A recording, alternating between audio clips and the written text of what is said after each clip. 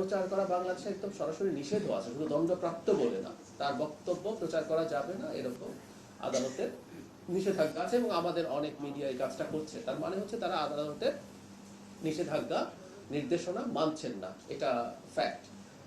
সরকার এটার ব্যাপারে তার মানে তথ্য মন্ত্রণালয়, যেহেতু এই মিডিয়াগুলো তথ্য মন্ত্রণালয়ের অধীন আছে, আমরা প্রাথমিকভাবে এই আহ্বান জানাই, এটা ইনফ্যাক্ট আমরা ফর্মালিও জানাবো, এটা নিয়ে আমরা কথা হয়েছে, তারা যেন এই কাজটা না করেন। আমরা এটা নিয়ে খুবই কঠোর কোনো অবস্থান নিচ্ছি তা না, কিন্তু এটা আবার স্মরণ করিয়ে দিতে চাই, এবং আমি মনে করি যে আমাদের মিডিয়াগুলো আইনের প্রতি শ্রদ্ধাবোধ করবে, শ্রদ্ধা দেখাবেন, এবং তারা এই জিনিসটা থেকে বিরত থাকবে। ঠিক আছে, আমরা আবার করবো, এবং কোনো একটা সময় হয়তো কোনো ব্যবস্থা নেওয়ার কথা ভাবা যেতে পারে।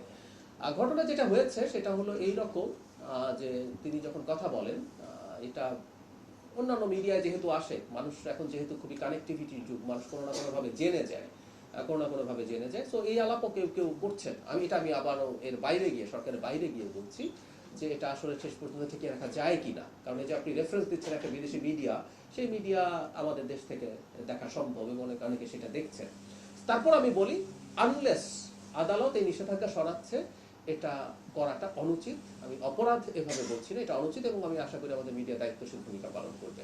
মানে সফট বা হার্ড আওয়ামী লীগ না, আমি আগে বলেছি এই নির্বাচনে বিএনপিও তো নাই, আছে কি? স্থানীয় সরকার নির্বাচনে কি বিএনপি আছে? জামায়াত এনসিপি আছে? নেই। এক সময় ছিল, মানে যে আইনটা মাঝখানে পরিবর্তিত হয়েছিল আওয়ামী লীগের সময়, সেখানে একটা নির্বাচনে দল ছিল, সেটা হচ্ছে চেয়ারম্যান বা মেয়র। তখনও কিন্তু মেম্বার এবং কমিশনার নির্বাচনে কোনো দল পার্টিসিপেট করতো না। এখন এটা তুলে দেওয়া হয়েছে, আমরা আগের জায়গায় চলে গেছি। সুতরাং এখানে বিএনপি, আওয়ামী লীগ, জামায়াত কেউই পার্টিসিপেট করছে না, এটা হলো একদম নিশ্চিত কথা। আর দ্বিতীয় কথাটা হচ্ছে, রিফাইন্ড আওয়ামী লীগের একটা আলাপ মাঝে মাঝে কোথাও দেখা যায়, বিশেষ করে সোশ্যাল মিডিয়াতেও দেখা যায়।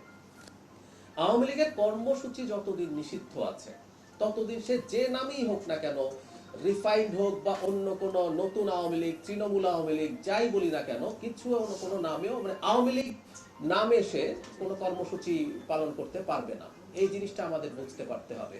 সুতরাং মানে সরকারের এরকম কোনো ইচ্ছা নেই, এবং আমি আবার একটু স্মরণ করিয়ে দিতে চাই, বরং সরকারকে এই অভিযোগ করা হয়েছে যে সরকার 2009 সালের সন্ত্রাস দমন আইনের যে ধারা নতুন করে যুক্ত করে আওয়ামী লীগের কর্মসূচি নিষিদ্ধ করা হয়েছে, সরকার অনেকগুলো ইন্টারিমের সময়কার অনেকগুলো অধ্যাদেশকে আইনে পরিণত না করলেও এটাকে করেছে। তার মানে সরকারের অবস্থান হচ্ছে, সরকার মনে করে যতদিন পর্যন্ত আদালতে আওয়ামী লীগ নিষিদ্ধ হবে কি হবে না, আমি আগের দিনই বলেছিলাম এটা আসলে আদালতের এখতিয়ার এবং সিদ্ধান্ত হবে, তার আগ পর্যন্ত সরকার মনে করে এই কর্মসূচি নিষিদ্ধ থাকা উচিত।